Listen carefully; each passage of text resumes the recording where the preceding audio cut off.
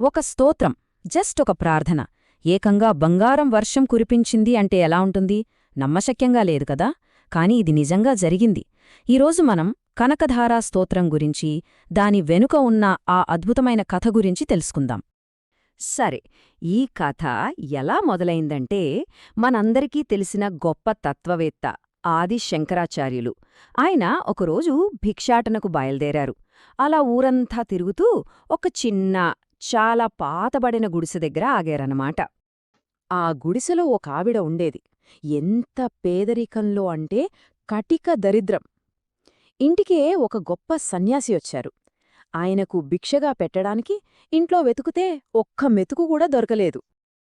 అలా వెతుకుతూ ఉంటే చివరికి తన దగ్గర ఉన్న ఆఖరి వస్తువు, ఒకే ఒక్క ఉసిరికాయ దొరికింది. ఆలోచించండి, తన ఆకలిని కూడా లెక్క చేయకుండా ఆ చివరి ఉసిరికాయను ఆయనకు సమర్పించింది. ఎంత గొప్ప దాతృత్వం కదా!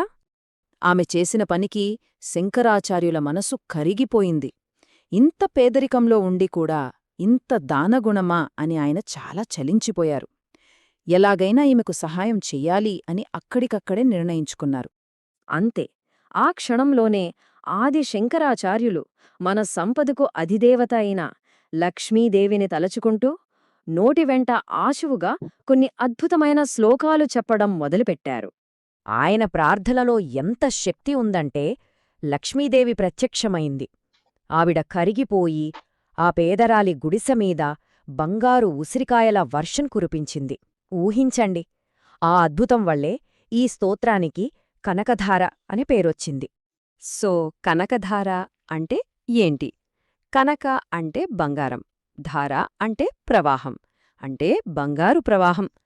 చూడండి, ఆ పేరులో అక్షరాలా జరిగిన అద్భుతం కనిపిస్తోంది. అంతేకాదు, అసలైన భక్తితో ప్రార్థిస్తే దేవుడి అనుగ్రహం కూడా అలానే ప్రవహిస్తుంది అని దీని అర్థం. అయితే ఆగండి, కథ ఇక్కడితో అయిపోలేదు. అసలు విషయం ఇప్పుడే మొదలవుతుంది. ఈ కథ అంత సింపుల్ కాదు. ఆవిడ అంత పేదరికంలో ఉండటానికి ఒక లోతైన కారణముంది. అదేంటంటే ఆమె పూర్వజన్మ కర్మ. విషయమేంటంటే, శంకరాచార్యులు ప్రార్థించగానే లక్ష్మీదేవి సరే అనలేదు. మొదట ఆమె ఆ మహిళకు సహాయం చేయడానికి ఒప్పుకోలేదు. ఎందుకో? ఆమె చెప్పిన కారణం వింటే కర్మ ఎంత శక్తివంతమైనదో మనకర్థమవుతుంది.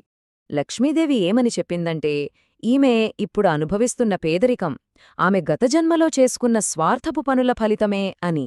అంటే ఇది కేవలం డబ్బు లేకపోవడం కాదు, కర్మరూపంలో ఉన్న ఒక పెద్ద ఆధ్యాత్మిక అడ్డంకి. సో దీని బట్టి మనకేమర్థమవుతోంది? కనకధారా స్తోత్రమంటే ఊరికి డబ్బు కావాలని చేసే ప్రార్థన కాదు. ఇది అంతకు మించి ఒకరి కర్మను కూడా మార్చగలిగేంత శక్తి ఉన్న ఒక ఆధ్యాత్మిక సాధనమన్నమాట.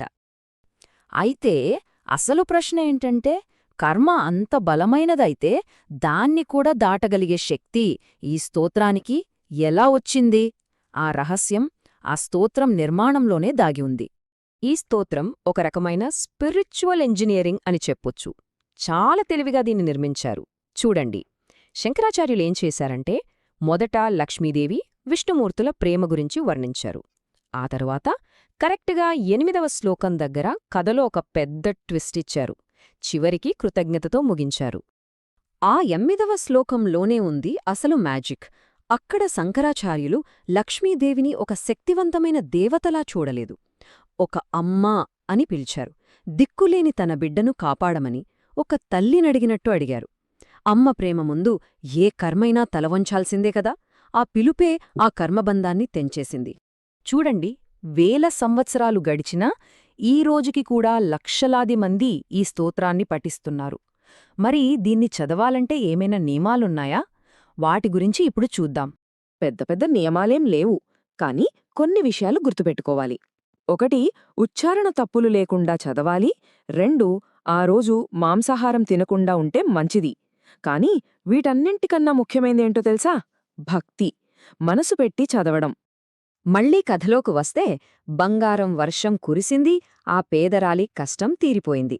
కాని కథ ఇక్కడితో అయిపోలేదు. ఆ తర్వాత శంకరాచార్యులు చేసిన పని మనకు అసలైన సంపద అంటే ఏంటో నేర్పిస్తోంది. అంత పెద్ద అద్భుతం చేసినా ఆ శంకరాచార్యులు ఆ బంగారంలోంచి కనీసం ఒక్క నాణం కూడా తనకోసం తీసుకోలేదు. ఎందుకంటే ఆయన లక్ష్యం తనకోసం కాదు, కేవలం ఆ పేదరాలి మీద కరుణతోనే ఇదంతా చేశారు. నిస్వార్థ సేవ. ఆ స్తోత్రం చివరి శ్లోకాలు గమనిస్తే ఆయన ఇంకా సంపద అడగలేదు. బదులుగా అమ్మవారి దివ్య దర్శనం కావాలని కృతజ్ఞతలు చెప్పుకున్నారు. అంటే అసలు పాయింట్ ఏంటి? నిజమైన సంపద అంటే మనం ఏం సంపాదించామన్నది కాదు, మనం ఎలాంటి వాళ్లగా మారామన్నదే ముఖ్యం. సో ఒక స్తోత్రం బంగారు నదిని సృష్టించగలదు అంటే అది మనకిచ్చే నిజమైన సంపద ఏంటి? బంగారం కాదు, ఖచ్చితంగా కాదు. అది మనలో కలిగే ఆ సంతృప్తి, ఆ కృతజ్ఞతాభావం, దైవంతో ఏర్పడే ఆ బంధం. అదే కనకధారా స్తోత్రమిచ్చే అసలైన శాశ్వతమైన వరం.